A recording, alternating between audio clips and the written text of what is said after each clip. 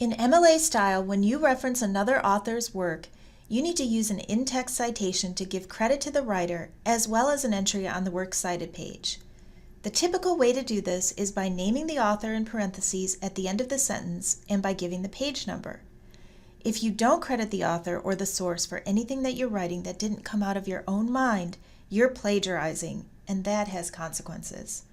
Most students who plagiarize do it accidentally, and this can be avoided by understanding how to cite your sources in your work. So let's figure it out. When is an in-text citation needed? You need to use an in-text citation anytime you quote from a source directly.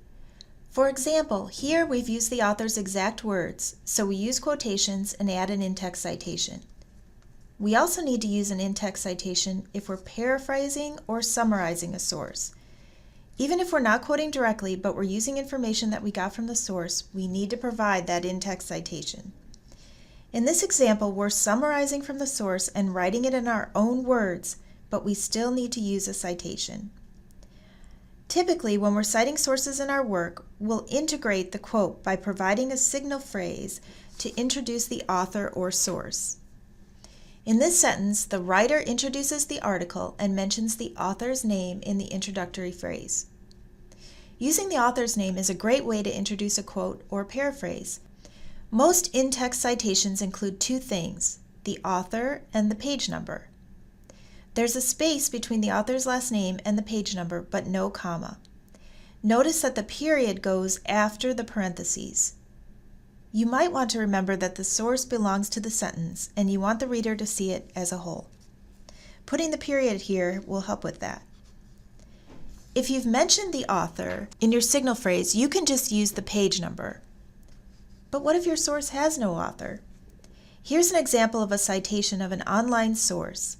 In this case, a YouTube video clip with no author. Instead of the author, we give the title of the article or video in the parentheses using quotes. It should match the first part of your works cited entry for that source. In this case, the writer also gave video timing numbers to complete the citation. If your source has two authors, you cite them both with an "and" between. If your source has three or more authors, you cite the first author's last name followed by et al., which means "and others."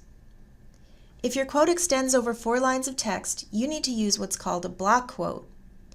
In MLA style, you indent the entire quotation 1/2 inch on the left, double-spaced, with no quotation marks, and include the parenthetical citation after the quotation punctuation.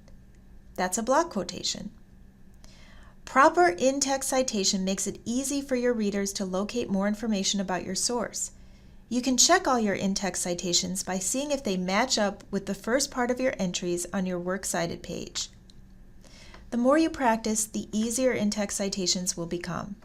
And you can always use the Writing Center in-text citation handout for help, or references like the Purdue OWL, which you can find on our website under the Resources tab, General Writing Sites. Complete the in-text citation exercise or bring your paper to the Writing Center for credit. Watch the last video in this MLA series on the Works Cited page next.